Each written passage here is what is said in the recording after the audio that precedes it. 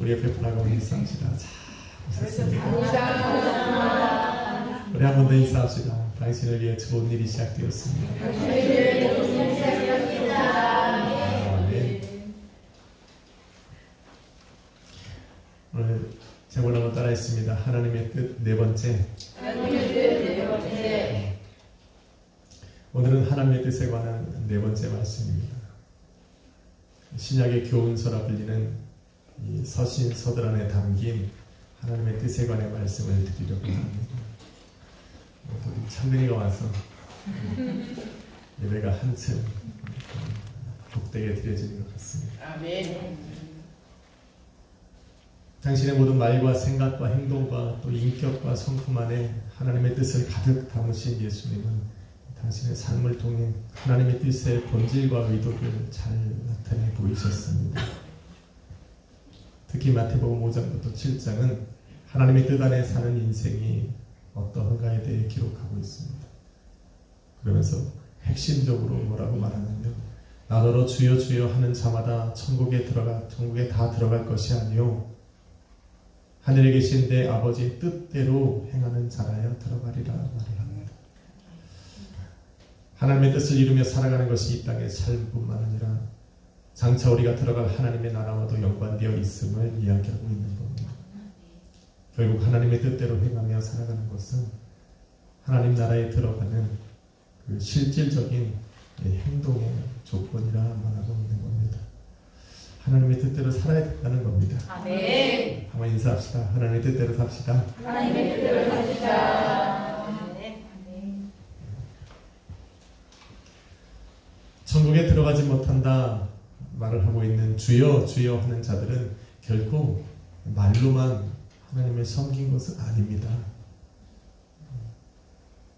마태복음 7장 22절에 보면 이들은 주의 이름으로 선지자 노릇을 하고 주의 이름으로 귀신을 쫓아내고 주의 이름으로 많은 권능을 행한 사람들이라 기록하고 있습니다.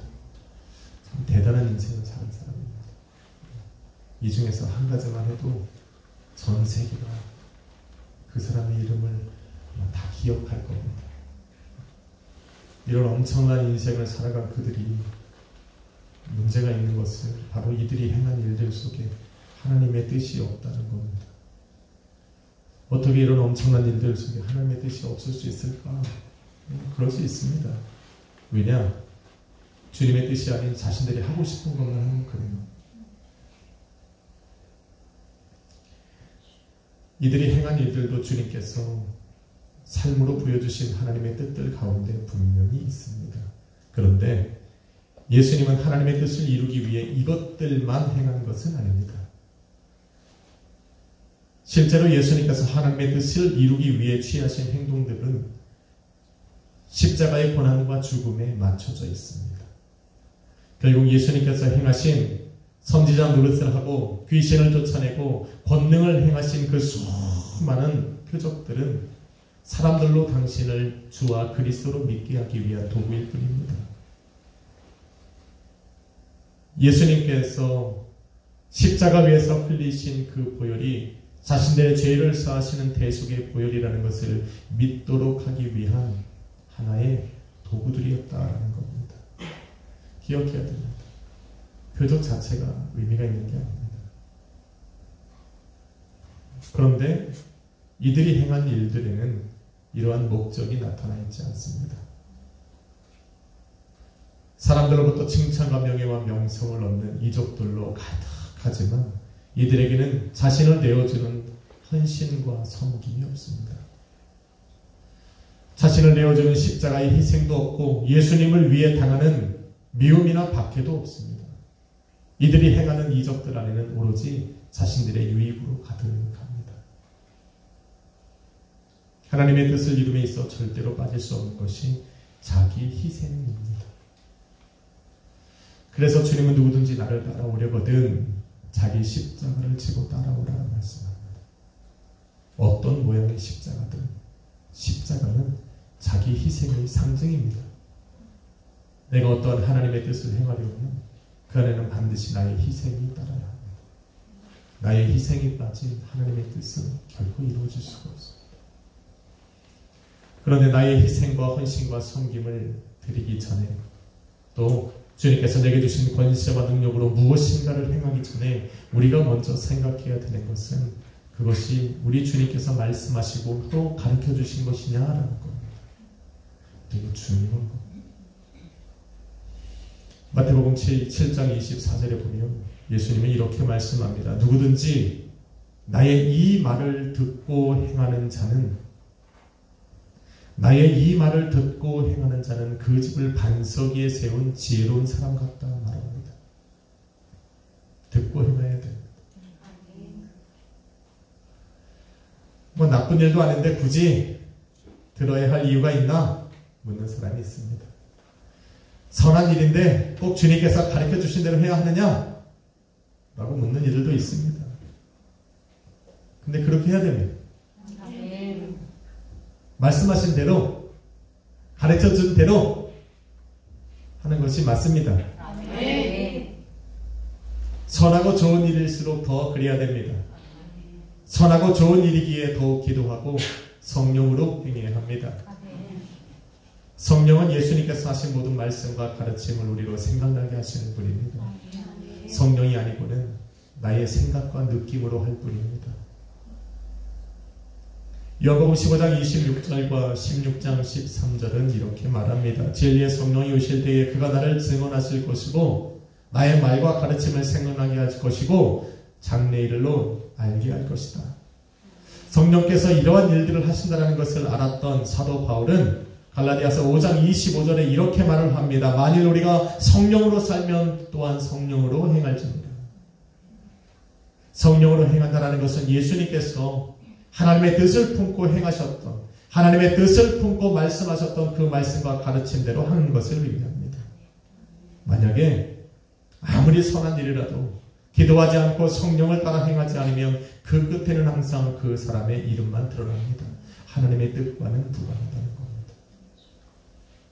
그래서 좋은 일이면 더 기도해야 됩니다. 선한 일을 행하려면 더 기도해야 됩니다. 사도행전이 복음서와 마찬가지로 하나님의 뜻으로 가득 채워진 책이라 말하는 이유는 바로 제자들이 성령으로 행했기 때문입니다. 성령으로 충만해서 예수님께서 가르쳐 주신 대로, 보여주신 대로, 삶으로 보여주신 대로 하나님의 뜻을 행했기 때문입니다. 여러분, 사도들이 행한 일들을 보면 주님께서 어리석고 불법을 행하는 자들아 라고 책망을 했던 바로 주여 주여 했던 사람들이 행한 일과 다르지 않습니다. 제자들도 주의 이름으로 선지자 노릇을 했습니다. 주의 이름으로 귀신을 쫓아내고 주의 이름으로 권능을 행했습니다.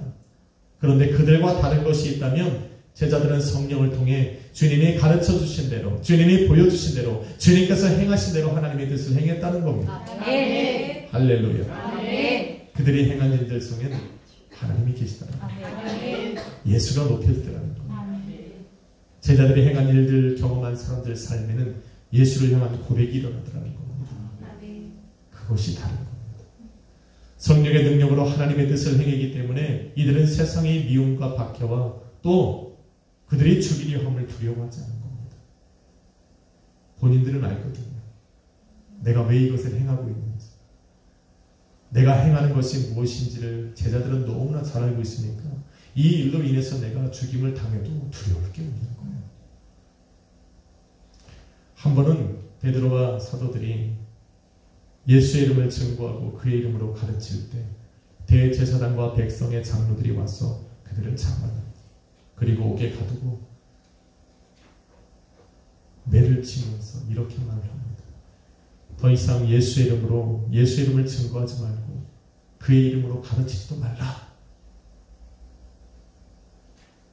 그때 사도들이 대제사장들과 백성의 장로들에게 이렇게 말을 합니다. 사도행전 5장 29절에 우리가 사람보다 하나님께 순종하는 것이 맞다. 할렐루야. 이게 사도행전의 핵심이에요. 사도행전의 핵심이 바로 이것입니다. 우리가 사람보다 하나님께 순종하는 것이 맞다. 사도들이 행했던 수많은 기적의 역사들, 수많은 표적들, 그런 것들은 바로 하나님의 뜻에 순종한 것입니다. 사도들의 이 말은 사도들 통해 나타난 그 수많은 이 기적의 능력의 역사들이 어디로부터 왔는가를 알 수가 있습니다. 그들은 성령을 통해 하나님의 뜻에 순종한 겁니다. 이들이 하나님의 뜻에 순종했기 때문에 하나님의 뜻에 순종하는 이들의 삶 속에 우리 주님께서 함께 역사하신 겁니다. 요한복음 14장 14절에 이렇게 말씀합니다. 너희가 내 이름으로 무엇이든지 내게 구하면 내가 행하리라. 사도들은 행했지만 사도들의 뒤에서 행하신 이는 바로 우리 주님인 겁니다. 사도들의 능력을 행한 것 같지만 사도들의 능력이 되시는 성령께서 일하신 겁니다.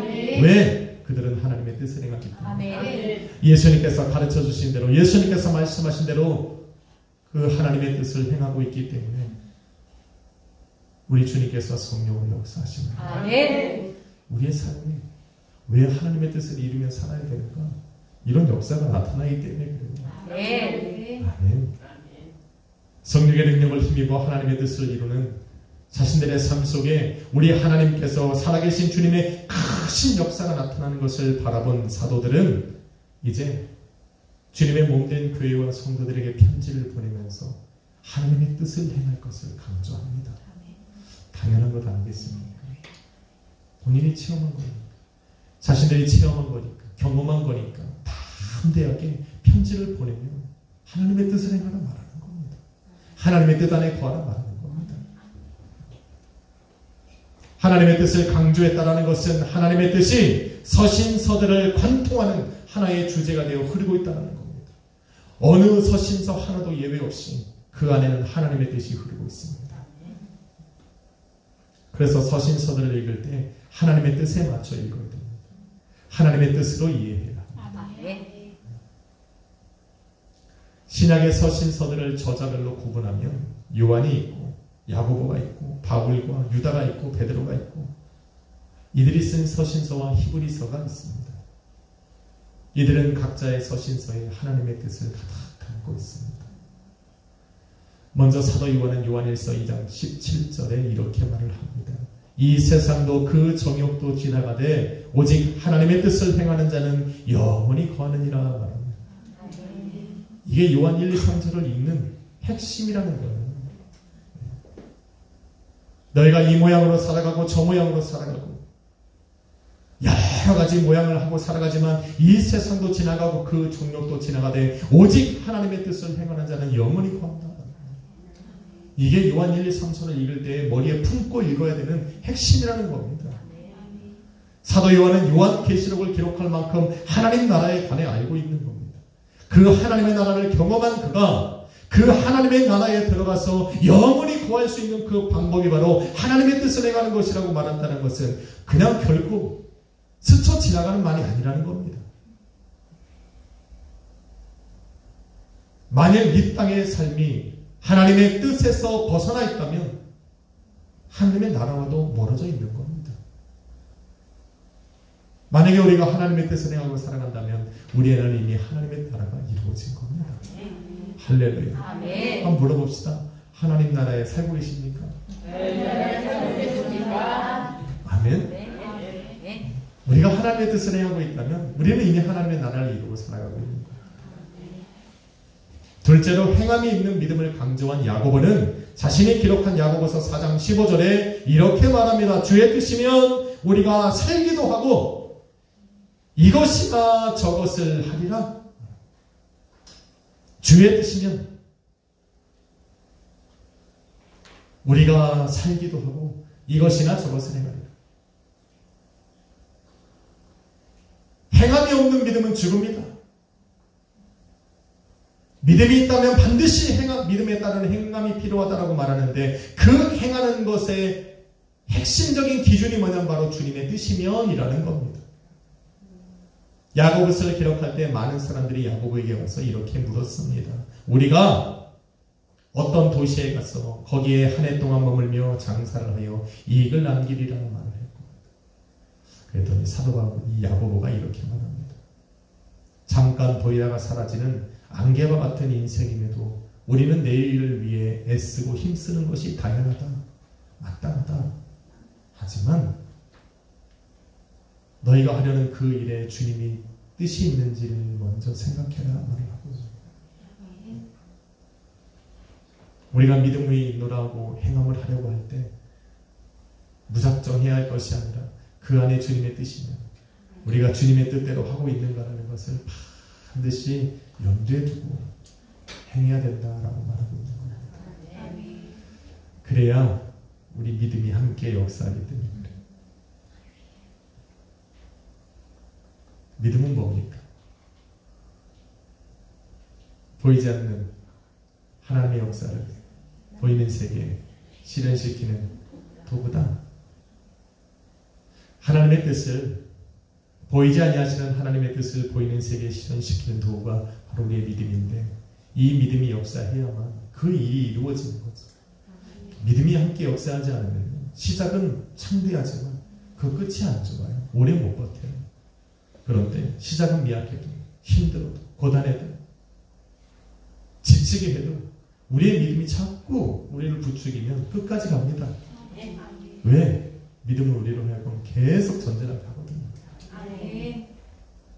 그 믿음이 우리를 통해서 함께 일하게 하려면 반드시 내가 걸어가는 그 길에 주님의 뜻이 있어야 돼요. 그 확신이 없으면 우리의 믿음은 역사를 하지 않습니다. 그래서 주님의 뜻이 있는지 없는지 묻고 확인하고 가야 돼요. 묻고 확인하려면 어떻게 해야 됩니까? 하나죠. 기도해야 돼요. 뭐 있어요? 다른 게 어디 있어요? 누구한테 물어봐요? 아니면 기도하는 분들한테 중보기도 하시는 분한테 기도 요청하는 거예요. 중보기도 요청하는 거예요. 그래 중보기도 하는 거예요. 본인은 기도하는 게 약하니까 그런 영적으로 영안이 확 안 달려 있으니까 그런 분들한테 부탁을 하는 거예요. 그게 지혜로운 사람이에요.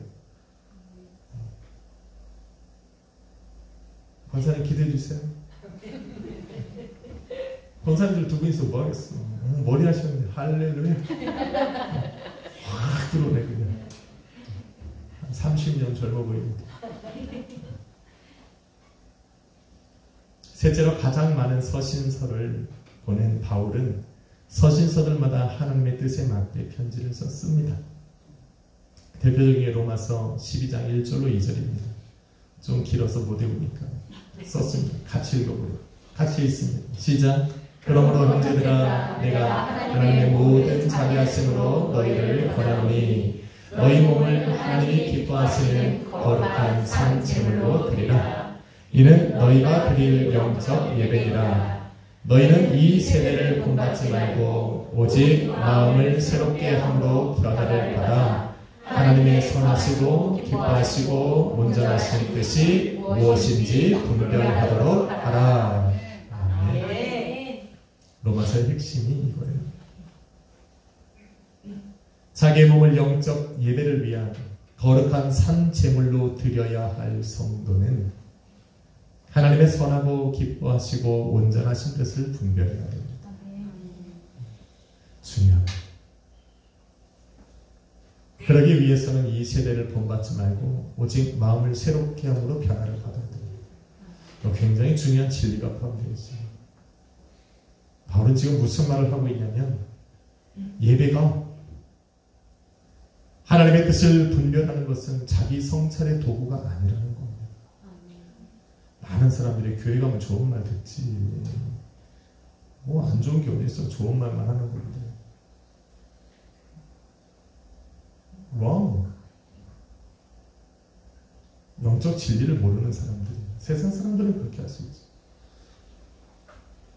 예배를 드리는 건 나를 성찰하고 나를 변화시키는 자리가 아닙니다. 나를 변화시키는 도구가 예배가 아니라는 거예요. 하나님의 뜻을 분별해서 나를 변화시키는 도구로 삼지 말라는 겁니다. 사도 바울은 지금 그거와는 정반대의 이야기를 하고 있습니다. 너희가 이 세대를 본받지 않고 오직 마음을 새롭게 하여 변화를 받아야 되는 이유는 나를 거룩한 산짐을 하나님께 드리기 위한 겁니다. 하나님의 뜻이 무엇인지를 분별하기 위해서 나는 새로워져야 되는 거예요. 하나님의 거룩하신 그 뜻, 하나님의 온전하고 기뻐하시고 선하신 그 뜻을 분별해 알기 위해 나는 세상을 따라가지 않는 거예요. 목적이 바뀌면 안 돼요. 주객이 전달되면 안 돼요. 골로새서 1장 9절에서는 이렇게 말합니다. 나는 모든 신령한 지혜와 총명에 너희가 가진 모든 신령한 지혜와 총명에 하나님의 뜻을 아는 것으로 채워지기를 기도한다. 성령의 은사로 주어지는 모든 신령한 지혜와 총명 안에는 하나님의 뜻이 가득하다. 그래서 성령의로 말미암는 지혜는 우리로 하나님의 뜻을 행하게 합니다. 총명 있는 자들은 항상 하나님의 뜻을 분별하여 알고 하나님의 뜻대로 행하게 됩니다. 성도가 하늘의 모든 신령한 지혜와 총명을 받는 이유는 바로 받아야 되는 이유는 바로 그 안에 하나님의 뜻이 가득하기 때문에 여러분도 받으십시오. 성령의 충만함을 받아서 하나님의 뜻을 이루십시오. 네 번째로 히브리서 기자는 히브리서를 다 쓰고 마지막 결론적으로 이렇게 말을 합니다. 히브리서 13장 21절에 평강의 하나님이 모든 선한 일에 너희를 온전하게 하사 자기의 뜻을 행하게 하시기를 나는 기도하노라 합니다. 히브리서에 수많은 일들이 나옵니다. 믿음에 관한 것도 나오고 그런 믿음의 산 증인들의 삶을 쫙 나열하는데 그들이 어떻게 사는 것이냐 바로 하나님의 뜻을 이루며 살았다라고 말합니다. 우리가 믿음으로 살았다라고 하는 증거는 그것이 왜 복되냐면 그 믿음은 우리로 하나님의 뜻을 행하게 하기 때문에 그렇습니다. 하나님의 뜻을 행하는 것이 바로 선이고 그 선을 이루기 위해서 우리는 하나님이 나를 온전케 하시는 것이 중요합니다. 하나님이 나를 온전케 하시길 원하십니까? 내게 믿음을 주기를 원하십니까? 믿음의 삶을 살게 하시길 원하십니까? 그렇다면 우리는 하나님의 뜻을 행하려 하면 됩니다. 그러면 우리 하나님께서 우리를 온전케 하시는 겁니다. 끝으로 베드로는 저와 여러분이 읽은 오늘 베드로 전서 4장 1절로 2절에 말하는 것처럼 예수님께서 이미 육체의 고난을 받으신 것은 우리로 사람의 정욕을 따르지 않고 하나님의 뜻을 따라 육체의 남은 때를 살게 하려 하심이라 말합니다. 되게 중요한 내용. 예수님의 고난과 죽음으로 죄사함 받은 성도는 자신의 남은 삶을 자신의 정욕이 아닌 하나님의 뜻을 따라 살아야 한다라는 겁니다. 이렇게 신약의 서신서들은 하나님의 뜻으로 가득 차 있습니다. 어느 한 서신서도 하나님의 뜻에서 벗어난 일들이 없습니다. 하나님의 뜻을 중심으로 하나님의 뜻을 행하며 살아가는 것을 강조하고 있다는 것을 우리는 눈여겨봐야 됩니다. 오늘은 성금요일입니다. 예수님께서 잡히시고 고난받아 십자가 위에서 죽으신 날입니다. 베드로는 예수님의 고난과 죽음이 우리를 죄에서 사하시고 구원하셨을 뿐만 아니라 거듭난 우리로 하여금 하나님의 뜻을 따라 육체의 남은 때를 살게 하시기 위함이라 말하고 있는 겁니다. 우리가 앞에 것은 너무 잘 알아요. 근데 그 뒤에 거는 자꾸 놓칠 때가 있습니다.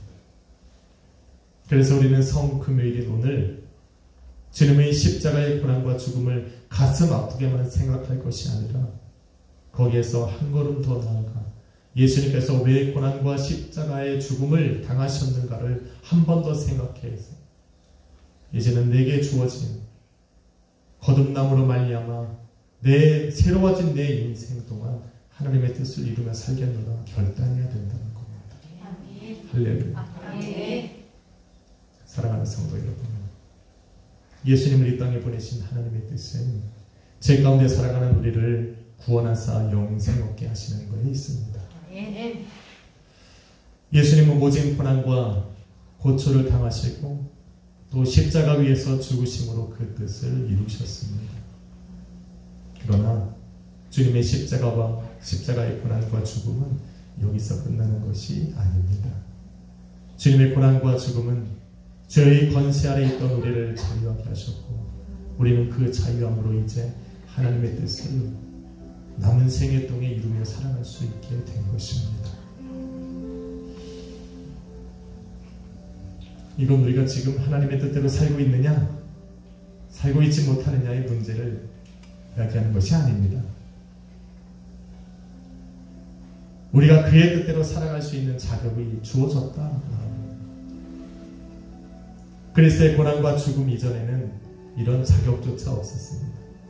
그래서 마귀가 요구하는 대로 살아갈 수밖에 없었어요. No!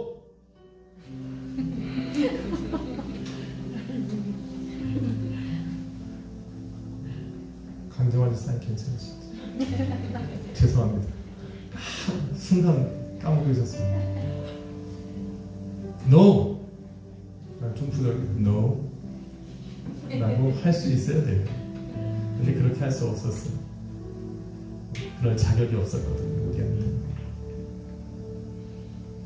그래서 마귀가 요구하는 대로 살아갈 수밖에 없었지만 예수님께서 고난당하시고 십자가에 죽으시면서 우리에게 그런 자격을 주셨습니다. 노할 수 있는 자격. 마귀의 요구에 거부할 수 있는 자격. 그 자유함으로 하나님의 뜻을 이루며 남은 삶을 살 수 있는 그런 자격과 권세를 주셨습니다. 비록 우리가 육체 안에 구하고 육체의 정욕 때문에 그 주어진 자격과 권세대로 100% 살아갈 수는 없지만 우리는 언제라도 지금 당장이라도 나의 자격과 내 권세를 앞세워서 마귀에게 당당하게 거절할 수 있고 또 이 시간부터 나는 하나님의 뜻대로 살아갈 것이라 다시 한번 결단을 내릴 수 있는 사람들입니다. 할렐루야.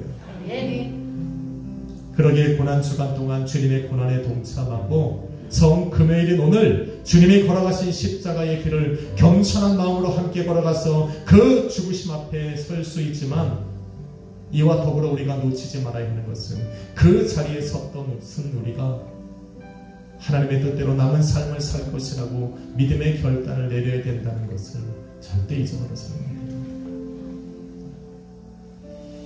사도들은 이러한 결단을 주님께 드린 것이고 이제는 자신들만 내린 것이 아니라 자신들처럼 예수 그리스도의 몸된 교회가 되어 살아가는 성도들에게도 너희도 그렇게 하자 라고 말하는 것이 바로 서신서들입니다. 오늘도 그 서신서를 통해 우리는 예수님을 알아갑니다. 그들이 쓴 서신서 안에서 발견되어진 하나님의 뜻으로 우리는 또 우리의 남은 삶을 살아갈 수 있습니다. 오늘 성금요일인 오늘 주님의 죽으심에 동참하는 것 중요합니다. 주님의 십자가 앞에 내서 나의 십자가를 지겠노라 결단하는 것 중요합니다. 그러나 그 십자가를 짊어지고 가는 그 길이 하나님의 뜻이기를 주님 이름으로 축원합니다. 오늘 주님이 우리에게 물어보신다면 우리 그렇게 대답할 수 있습니다. 주님 그렇습니다. 나는 내가 져야 되는 십자가를 지고 주님의 뜻하신 그 길을 또 걸어가고 있습니다.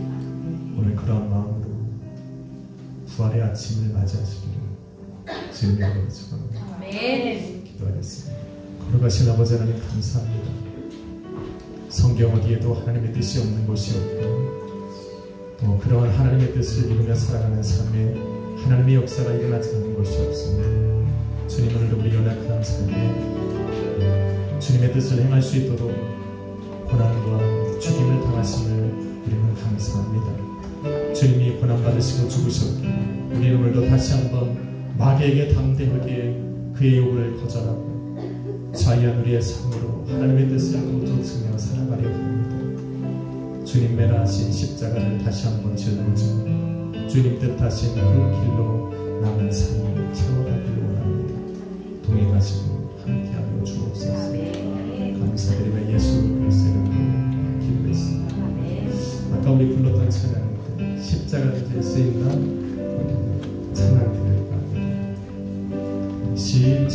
십자가를 질 수 있나 주가 물어보시네 죽기까지 따르는 우리 성도들 답하였다.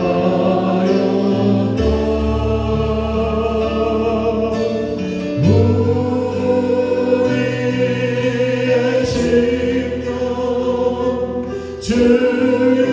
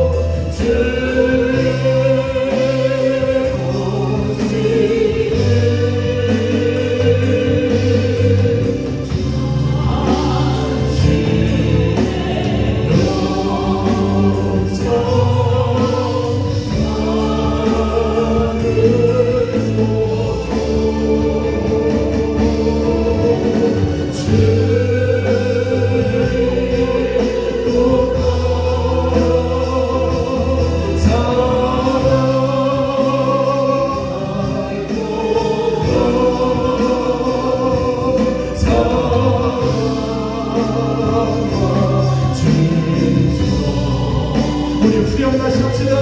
우리의 생명 주의 것이니 우리를 주님의 형상으로 만드십시오. 우리 후렴하시 하는 주 한 번만 기도합니다.